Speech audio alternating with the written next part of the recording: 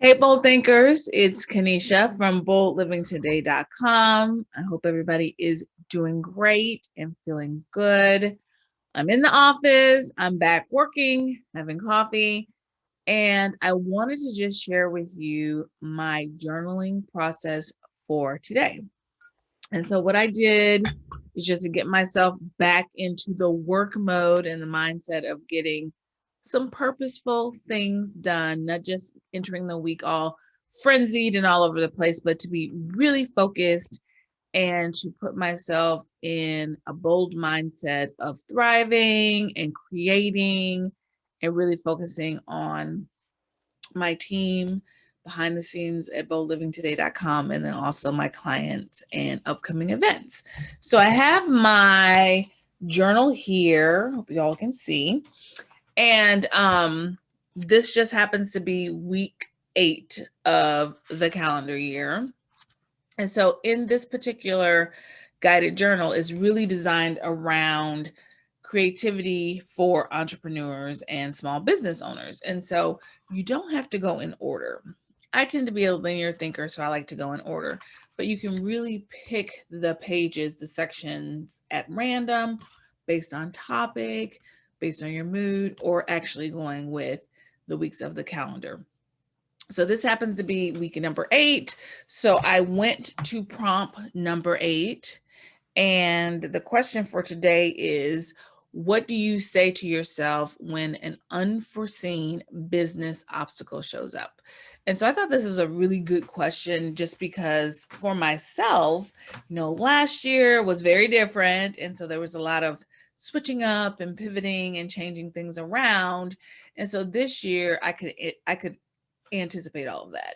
But still, I'm doing business in a different way, in an unforeseen way. And so, what I like to do is really look at what I'm thinking about mentally as the worst case scenario. What's the biggest failure? What's the biggest hiccup? What's the biggest, just like, oh my gosh, I can't believe I did that. And I write all that down. So, that's what I did this morning.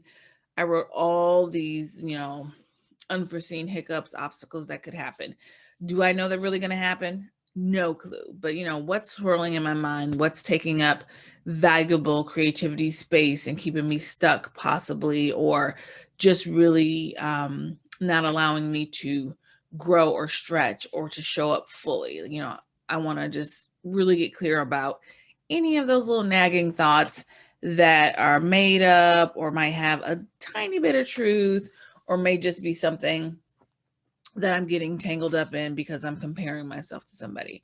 So I spent about 8 minutes writing down, these worst case scenarios and teasing them apart. And then I just go through and I looked at it and looked for any themes or reoccurring ideology pieces that are, really kind of skunking my groove and just looked at it. No super big analysis, just looking at the data, looking for themes, looking for any patterns, just so that I could be aware. So if I'm working in a headspace that doesn't serve me, what is that about? What's going on with me? What's getting in my way? And so that was really nice to kind of like get back into a mental mindset of working, but to, eliminate all the clutter as much as possible. So that's what I did. And so that's one part of the book where it has, the question that it asks you, the reflective question, the prompt. And then there is a planning grid on the next page. And the one that corresponds with week number 8 with this particular prompt is affirmations for this week. So, one, you're answering the question, which I did for myself, worst case scenarios. And then you are taking some of that information, not all of it, because sometimes we need time to digest.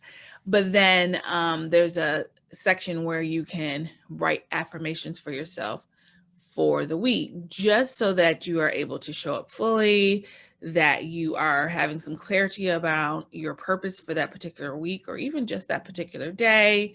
Having your intentions be clear to you, setting intentions, having them be clear, and just really supporting yourself, being your own personal cheerleader, and coming from the mindset that you can do what you need to do.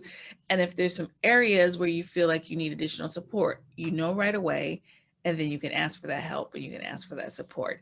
So one thing I really like about this particular journal and planning guide, and I've had the same feedback from people who have purchased this and the people who have workshopped with me in completing this workbook, is that, you know, sometimes we get really caught up in productivity, but what we forget is to add the wellness side so that we can have purposeful productivity. We get so caught up in the doing and we forget about the process. And that leads us to focus just on being perfect in the process as opposed to the journey, the growth, the adventure of all of it.